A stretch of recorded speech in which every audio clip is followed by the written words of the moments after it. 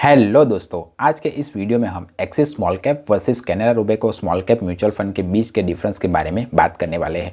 तो सबसे पहले ये एक स्मॉल कैप म्यूचुअल फंड है। अब जिसे नहीं पता कि स्मॉल कैप म्यूचुअल फंड किसे कहते हैं, तो अकॉर्डिंग टू सेबी जो भी शेयर मार्केट की 250 के बाद की नई और इमर्जिंग कंपनियाँ होती है उसे स्मॉल कैप कैटेगरी की कंपनियाँ माना जाएगा। अब स्मॉल कैप और नई इमर्जिंग कंपनियां होने के कारण इस म्यूचुअल फंड में अगर आप इन्वेस्टेड करते हो तो ये म्यूचुअल फंड एक हाई रिस्की म्यूचुअल फंड माना जाएगा, क्योंकि ये म्यूचुअल फंड जब मार्केट अच्छा रहा तब आपको अच्छा खासा रिटर्न्स लाकर दे सकता है, पर अगर मार्केट खराब हुआ, मार्केट बेरिश हुआ तो ये म्यूचुअल फंड आपको नेगेटिव रिटर्न्स भी लाकर दे सकता है। तो अगर आप एक रिस्क टेकिंग कैपेबिलिटी वाले पर्सन हो तो आप इस म्यूचुअल फंड में इन्वेस्टमेंट करने के बारे में सोच सकते हो। नंबर 2, अगर हम इस दोनों म्यूचुअल फंड की रेटिंग्स की बात करें तो दोनों म्यूचुअल फंड को 5 स्टार रेटिंग्स मिली हुई है।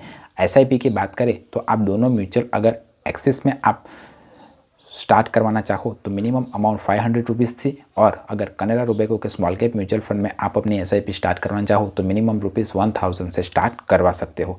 अब हम एक्सपांस रेशियो की बात करें तो Axis small cap mutual fund का एक्सपांस रेशियो 0.49 है और कैनरा रोबेको का एक्सपांस रेशियो 0.41% है। अब जिसे नहीं पता कि एक्सपांस रेशियो किसे कहते हैं, तो जो एसेट मैनेजमेंट कंपनियां होती है वो हमारे ही पैसे को मैनेज करने के लिए हमें से कुछ फीस चार्ज करती है और उसी फीस को वो एक्सपांस रेशियो के तौर पर हमें बताती है। तो जितना ज़्यादा एक्सपांस रेशियो होगा उतना ही कम इन्वेस्टरों को प्रॉफिट होगा। तो इस मामले में expanse ratio Canara Robeco small cap mutual fund का कम है। दोनों ही म्यूचुअल फंड जब स्टार्ट हुए हैं तब से हम बात करें तो Axis small cap mutual fund 2013 में स्टार्ट हुआ था और Canara Robeco small cap mutual fund 2019 में स्टार्ट हुआ है। एग्जिट लोड की बात करें तो दोनों म्यूचुअल फंड का एग्जिट लोड 1% है। अगर आप सर्टेन टाइम ऑफ पीरियड से पहले अपने इन्वेस्ट किए हुए पैसे को निकालते हो तो आपको 1% का एग्जिट लोड चार्ज देना पड़ेगा।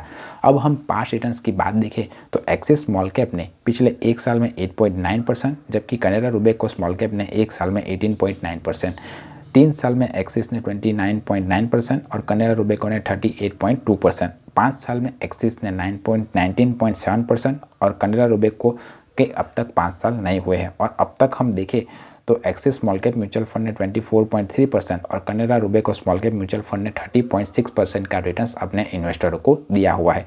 टॉप होल्डिंग देखें तो Axis small cap mutual fund ने Galaxy Surface Limited, Fine Organic Industry Limited और ब्राड इंटरप्राइज में निवेश किया हुआ है।